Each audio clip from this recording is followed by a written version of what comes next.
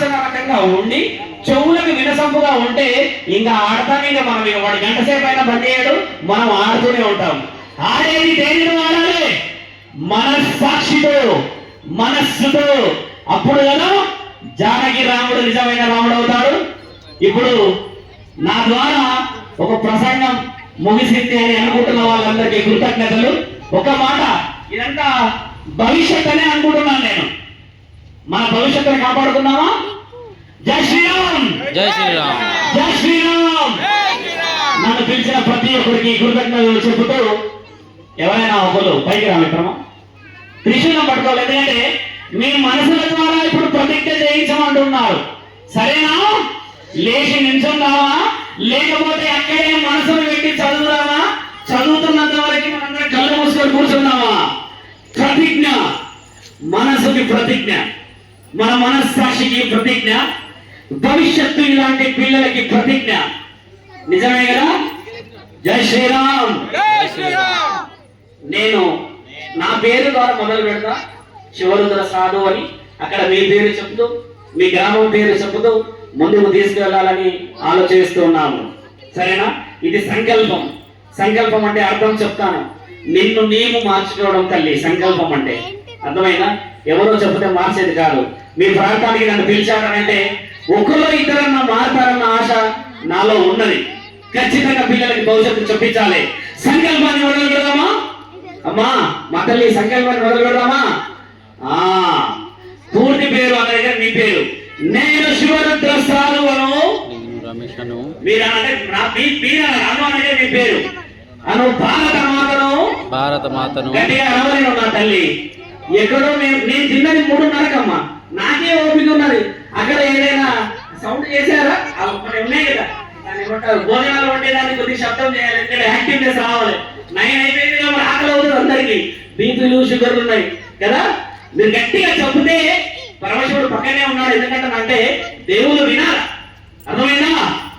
భారత మాతను, భారత మాతను మనసులో స్మరించుకుంటూ, మనసులో స్మరించుకుంటూ నేను హిందూగా, భారతదేశ పౌరుడిగా, భారతదేశ పౌరుడిగా, పౌరురాలిగా సామాజిక బాధ్యతతో శ్రద్ధాభక్తులతో నేను చేయు సంకల్పమేమనగా నేను క్రమశిక్షణతో జీవిస్తూ దేశం మరియు ధర్మం పట్ల బాధ్యతగా ఉంటాను.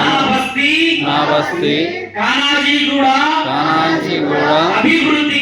అభివృద్ధికి తద్వారా సమాజం మరియు నా దేశ ప్రగతికి నా వంతు కృషి చేస్తాను.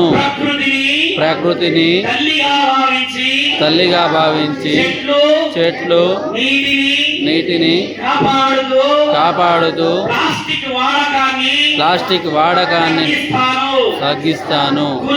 కులం, భాష, ప్రాంత మేఘాలు లేకుండా అందరితో ఐక్యముగా ఉంటాను. సనాతన ధర్మ విలువలను పాటిస్తూ మంచి కుటుంబ మరియు మంచి భావితరాన్ని నిర్మించేందుకు కృషి చేస్తాను. స్వదేశీ ఉత్పత్తులను ప్రోత్సహిస్తూ భారతీయతను నా ఆలోచనతో నా మాటలు పనుల్లో చూపిస్తాను.